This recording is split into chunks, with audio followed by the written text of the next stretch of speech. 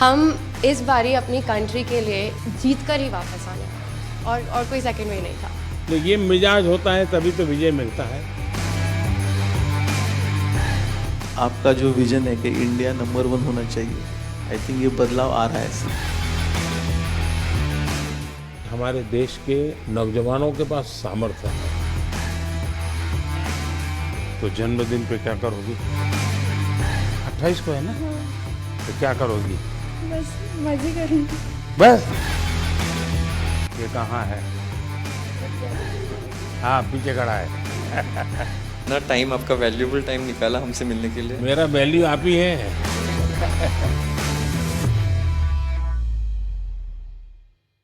Sir, ये first time India ने दोनों गोल्ड मेडल जीते हैं और टीम ने जिस तरीके से प्रदर्शन किया है वो बहुत ही बढ़िया था। मतलब 22 में से 21 पॉइंट बॉयज ने और 22 में से 19 पॉइंट गर्ल्स ने, सो टोटल 44 में से 40 पॉइंट हमने लिए।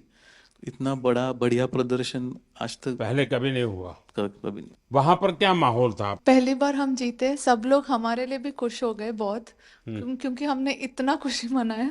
तो सबने एक्चुअली हर अपोनेंट्स ने भी आके हमें बधाई दी और हमारे लिए एक्चुअली खुश हो गए, even our opponents also. Sir, हमने देखा है कि लास्ट कुछ सालों में बहुत सारे जो स्पेक्टेटर्स है वो बहुत रूट कर रहे थे कि दूर दूर से वहां पे सिर्फ देखने आए थे ये मैच को, जो पहले मेरे हिसाब से इतना नहीं होता था। तो आई थिंक चेस की भी काफ़ी पॉपुलैरिटी बढ़ गई। तो हमें देख के बहुत अच्छा लगा कि रूट कर रहे हैं। थोड़ा प्रेशर भी होता था, बट इतना हमें सपोर्ट कर रहे, वो एक अच्छा फीलिंग था। और जब हम जीते तब इंडिया इंडिया ऐसे सब रूट कर रहे थे। इस बारी 180 कंट्रीज पार्टिसिपेट करी थी, बल्कि जब चेन्नई में ओलंपियाड हुआ था हम बोथ इंडिया टीम हम ब्रॉन्ज जीते थे। वुमेन टीम का लास्ट मैच यूएसए से हुआ था जो हम हार गए थे और हमारे हाथ से गोल्ड चला गया था उस टाइम। तो हम फिर से उनके साथ इस बार खेले। फिर इस बार हम बहुत ज़्यादा मोटिवेटेड थे कि इस बार इंडिया को गोल्ड लाना ही है, इसको हराना है। इनको हराना ही है। वो मैच फाइनली बहुत क्लोज था और ड्रॉ में फिनिश हुआ, but we went on to win the gold sir. पर हम इस बारी अपनी कंट्री के लिए जीत कर ही वापस आने वाले थे और कोई सेकंड वे नहीं था। नहीं, ये मिजाज होता है तभी तो विजय मिलता है।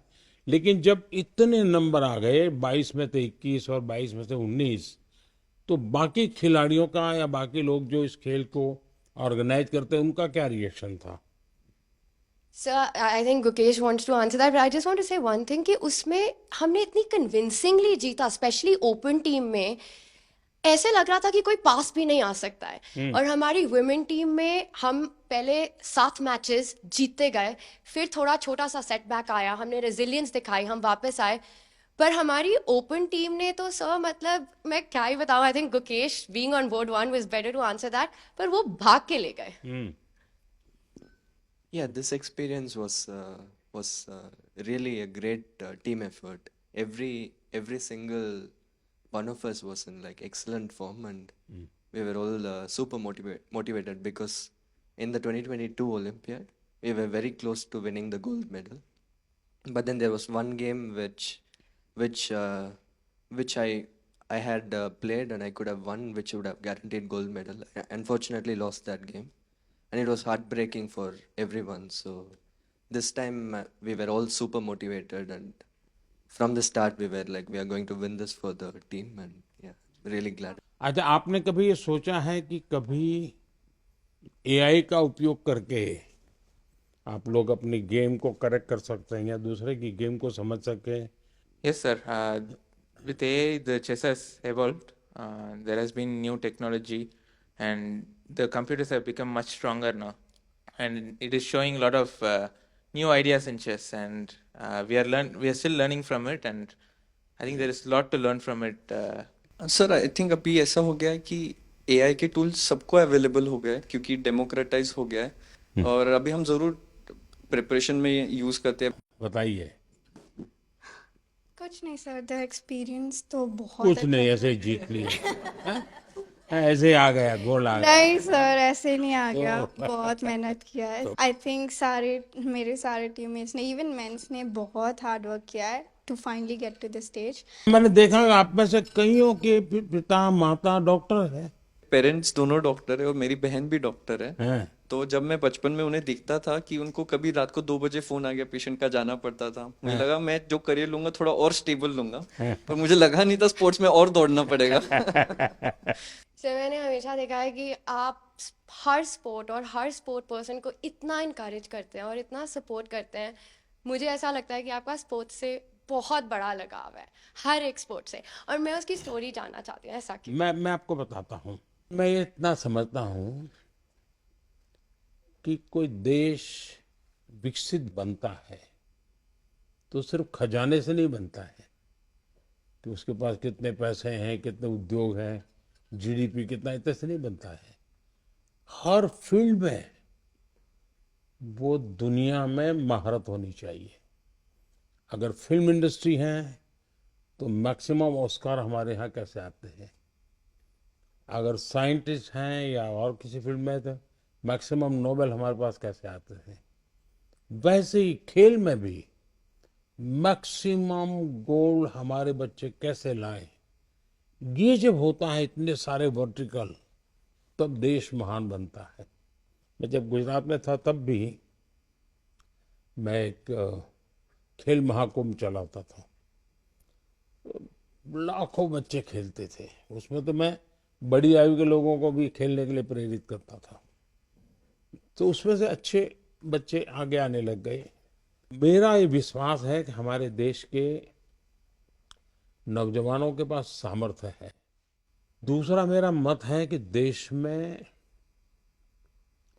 समाज जीवन का जो अच्छा वातावरण बनाना है, तो स्पोर्ट्समैन स्पिरिट जिसको कहते हैं, वो सिर्फ स्पोर्ट्स के खिलाड़ियों के लिए नहीं है, वो कल्चर होना चाहिए, समाज जीवन में कल्चर होना चाहिए। हर रोज इतने बड़े बड़े डिसीजंस लेते हैं, तो आप क्या एडवाइस करेंगे हमारे लिए कि ये प्रेशर सिचुएशंस कैसे टैकल कर सकते हैं?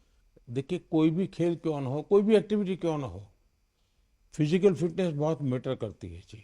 में से बहुत लोग होंगे जो फिजिकल फिटनेस के लिए आपकी ट्रेनिंग होती होगी, आपके लिए खान पान के लिए बताया जाता होगा, भाई ये चीज़ें खाइए, ये चीज़ें खेलने से पहले इतना खाइए, मत खाइए, सब बताया जाता होगा आपको। मैं समझता हूँ कि अगर हम इन चीज़ों की आदत अगर डेवलप करते हैं तो इन सारी समस्याओं का पचा जाते हैं। देखिए, डिसीजन मेकिंग के लिए आपके पास बहुत इंफॉर्मेशन होनी चाहिए, बहुत इंफॉर्मेशन, और पॉजिटिव नेगेटिव सब होनी चाहिए। आपको पसंद आता है ऐसा ही सुनने का आदत लगती है, मनुष्य का स्वभाव होता है, जो अच्छा लगता है वही सुनता है, तो वो फिर डिसीजन में गलती होती है। लेकिन आप हर प्रकार की चीज को सुनते हैं, हर प्रकार की चीजों को जानने का प्रयास करते हैं और खुद एनालाइज करते हैं, और कहीं समझ नहीं आए तो बिना संकोच किसी जानकार को पूछते हैं, तो फिर आपको कठिनाई कम आती है। और मैं मानता हूं कि कुछ तो अनुभव से आ जाता है, और जैसा मैंने कहा कि योगा, मेडिटेशन, इसकी सचमुच में बहुत ताकत है जी। सर, हम अभी 2 हफ्ते खेले तो अभी पूरा थक गए, पर आप सालों साल दिन भर इतना काम करते, इतने मतलब पूरा ब्रेक भी नहीं लेते, તમે કેવી રીતે what's the secret sir for your energy? आप इतना जानते हो and then also you are open to learning and open to the world. और आप हमेशा हर स्पोर्ट पर्सन को आई थिंक इतने जोश से भर देते हो टू परफॉर्म। और मैं आपसे पूछना चाहती हूँ कि अगर आप हम सबको एक एडवाइस देना चाहो, आप जहाँ चेस को देखना, शतरंज को देखना चाहते हो। देखिए, ऐसा है, जीवन में कभी संतोष मत मांगिए। सेटिस्फेक्शन नहीं होना चाहिए किसी चीज का, वरना फिर नींद आना शुरू हो जाता है। तभी आप आलस 3 आ घंटा जाता सोते हैं सर। है। हाँ, आप सिर्फ 3 घंटा सोते हैं। हर हमारे भीतर एक भूख रहनी चाहिए, बहुत कुछ नया करने की, कुछ ज्यादा करने की। हम लोग सभी टूर्नामेंट तभी जीते थे, और हम लोग बस में से आ रहे थे और आपका स्पीच हम लोग लाइव देख रहे थे, और आपने वहां पे अनाउंस कर दिया वर्ल्ड में कि भारत ने ये ऐतिहासिक 2 गोल्ड मेडल जीते, और हम सब लोग उस टाइम साथ में बस थे। हमें इतनी खुशी हुई सबको कि आपने ये आपके स्पीच में अनाउंस कर दिया पूरे दुनिया के सामने। मैं 98 में मैंने फर्स्ट ओलंपियाड खेला, और उस टाइम पे गैरी कास्परोव, कार्पोव ये सब लोग खेलते थे और हम लोग उनका साइन लेने के लिए दौड़ते थे, ऑटोग्राफ।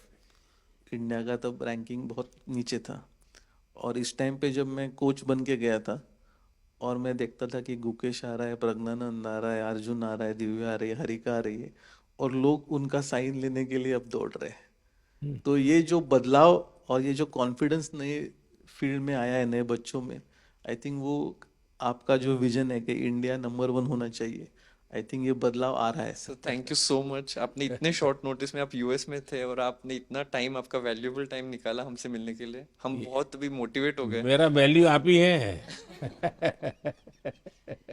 आई थिंक हमें ही नहीं, ये इतना इम्पोर्टेंट है, बाकी चेस जो खेलते हैं अभी उनके लिए भी बहुत ज़्यादा इंस्पिरेशन हो गए कि वो अच्छा खेले और आपको आके मिले, तो उनके लिए भी बहुत ज़्यादा इंस्पिरेशन नहीं, ये हो गए। बात सही है जी। कभी कभी ये देखने से पता चलता है इनको कि हाँ यार, अपने लोग कर सकते हैं, हम भी कर सकते हैं। मैंने एक बार गुजरात में बहुत बड़ा चेस का इवेंट किया था जब मैं मुख्यमंत्री था, तो 20,000 लोग उसमें एक साथ हाँ, चेस एक खेले साथ थे। खेले थे। और सर उसमें उस टाइम पे इसमें से बहुत सारे लोग चेस नहीं खेलते थे। नहीं, तब तो इनमें से कईयों का जन्म भी नहीं हुआ होगा जी। तब भी लोगों को आश्चर्य होता है क्या मोदी जी ये कर रहे। अच्छा, 20,000 को जब बिठाने की जगह भी चाहिए, तो बहुत बड़ा पंडाल बनाया था मैंने। तो हमारे अफसर लोग भी कहते थे साहब अब ये इसके लिए इतना खर्चा, मैंने कहा इसी के लिए खर्चा करूंगा मैं। सर आपने जब इतना मुझे एनकरेज किया ये, वाह। तो मैं इतना खुश हो गई थी कि मैंने कहा अब तो मुझे पूरी जान लगा देनी है चेस में और मुझे अब तो इंडिया के लिए हर समय मेडल जीतना है। वाह। और मुझे मतलब मैं तब बहुत ज़्यादा ही खुश थी। और हैं। फिर तब आपने एक तो उसी उसी में थी तुम। हाँ हाँ। और ये तब आपने साइमल ऑर्गेनाइज किया था और बहुत सारी लड़कियां खेल रही थी तब। वाह। तो उस समय तुम्हें वहां कैसे ले आए थे? तब मैं एशियन अंडर 9 जीती थी, तो किसी ने मेरी मम्मी से कहा कि एक बहुत बड़ा इवेंट हो रहा है गुजरात में गांधीनगर में, तो मुझे तब बुलाया था। तो ये मैं रख सकता हूँ ना? Yes sir. सर प्रेम करवाना था बट इतना हाँ? प्रेम करवा के देना था आपको बट। नहीं बेटा, कोई चिंता नहीं। हाँ, ये मेरे लिए बहुत अच्छी मेमोरी है। तो ये शाल रखा है कि नहीं रखा है? यस सर रखा है। है? हाँ, क्या अच्छे से।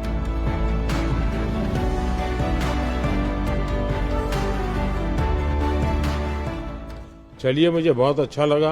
आप लोगों को मेरी बहुत बहुत शुभकामनाएं हैं। आप खूब प्रगति करिए।